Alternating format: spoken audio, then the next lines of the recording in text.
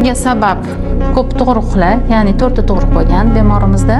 Hozirgi rejaga qo'yilgan operatsiyamiz bemorimizda qin devorlari tushishi bo'lgan. Bunga sabab ko'p tug'ruqlar, ya'ni 4 ta tug'ruq bo'lgan bemorimizda. Hozirda siydik tutolmaslikka shikoyatlari bor hamda aloqadagi diskomfortga.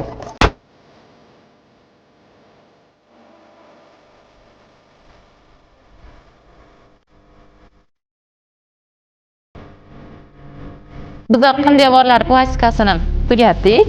Hozir endi bemorimiz xushlarida bo'ldilar. Ulardan so'raymiz nima his qilganlarini.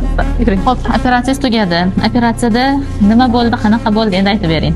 Og'riqlar bo'lmadi. Uxlab turdim. Qo'rqayotgandim. Siz o'ylaganchalik qo'rqinchlikmikan? Yo'q.